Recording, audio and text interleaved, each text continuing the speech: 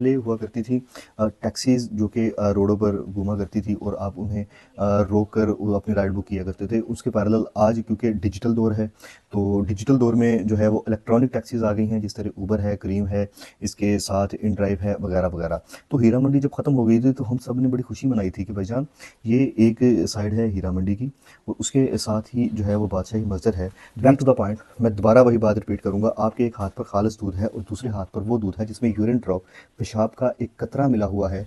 आप कौन सा दूध पीना पसंद करेंगे? में आप समझदार हैं, समझ की बेस पर आप अशरफुल मखलूक़ात हैं, उसकी बुनियाद पर आप एक खालिस दूध को पीना पसंद करेंगे। एक तरफ कंटेंट है रजब भट्ट का और डकी भाई का। डकी भाई क्या है? डकी की पॉपुलैरिटी का राज तो मुझे आज पता चला, क्योंकि I am not follower of Ducky, I am not a follower of Rajab Butt, लेकिन इनकी पॉपुलैरिटी का राज मुझे आज पता चला कि डकी ने सिर्फ और सिर्फ रोस्ट किया था शाम इदरीस को।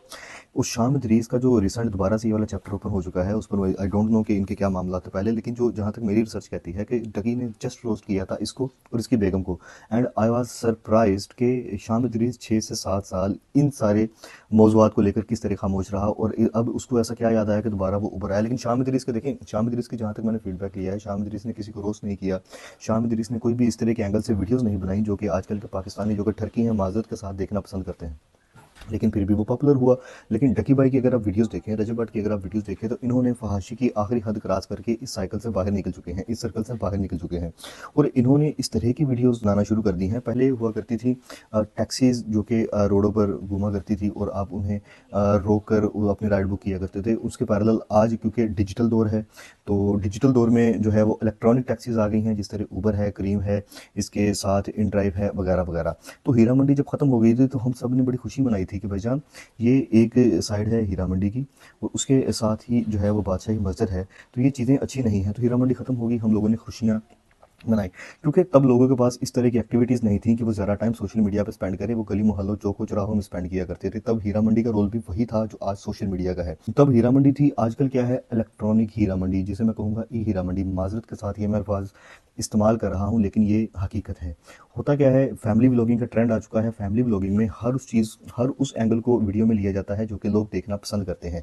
ये जो फैमिली व्लॉगिंग का कॉन्सेप्ट है, क्या आपको ये लगता है कि ये ऐसे रैंडम बन जाता है? ऐसा बिल्कुल नहीं। प्रॉपर लाइटनिंग का इंतज़ाम किया जाता है, उसके बाद जो है वो फैमिलीज़ को बिठाया जाता है। हर चीज़ प्री प्लान्ड होती है, किस तरह वीडियो बनानी है, कौन सी चीज़ व्यूवर्स को दिखानी है और व्यूवर्स उसे देख के महसूस होंगे। एट द एंड टारगेट क्या होता है? डॉलर्स।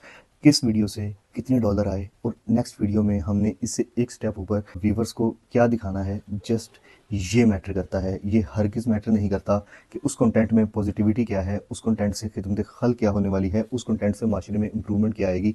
ये सारे का सारा कंटेंट जस्ट माशरे में बिगाड़ का सबब बन रहा है। बैक टू द पॉइंट, मैं दोबारा वही बात रिपीट करूँगा, आपके एक हाथ पर खालिस दूध है और दूसरे हाथ पर वो दूध है जिसमें यूरिन ड्रॉप पेशाब का एक कतरा मिला हुआ है। आप कौन सा दूध पीना पसंद करेंगे? मैं ये बात इसलिए कर रहा हूँ, आज हम अगर हमारा माशरा इस तरह की चीज़ों को परवान चढ़ा रहा है, तो हमारी जनरेशन्स का क्या हाल होगा?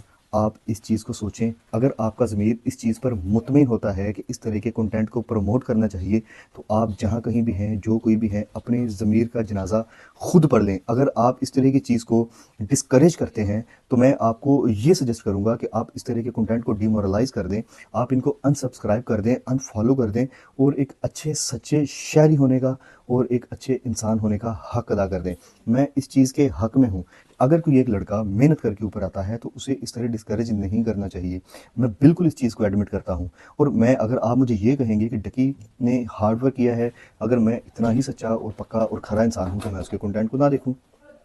लेकिन मैं इसके पैरेलल ये कहना चाहूँगा कि इस तरह की चीज़ों को अगर हम एक कौम की तरह इसका बाइकआउट कर लें, अगर हम नहीं देखेंगे, हम इस तरह के एलिमेंट्स को फॉलो नहीं करेंगे, सब्सक्राइब नहीं करेंगे, इन्हें व्यूज़ नहीं देंगे, तो फ़ायदा किसका है?